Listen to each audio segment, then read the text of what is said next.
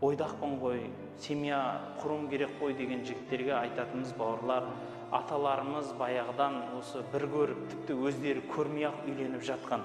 Соларда 40 жыл, 50 жылда отандасты, 100 жылда отандасты, 80 жылда отандасты.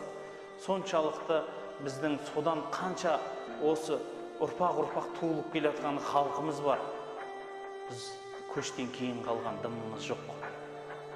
Сол халықтың ішінде де махаббат болды. Сол халықтың ішінде де сүйіспеншілік болды. Яғни батыстан құр қалып кетіп, махаббатсыз қап кеттік деген әңгіме болмасын, бауырлар. Махаббат деген қандай екенін қазір айтамыз, иншалла. Бірақ осы жердегі бір үлкен нүктеміз, осы жас буынға, әсіресе бойдақтарға айтатынымыз, қыз қарасаңыз, біздің мысалы қазақи дәстүріміз, ислами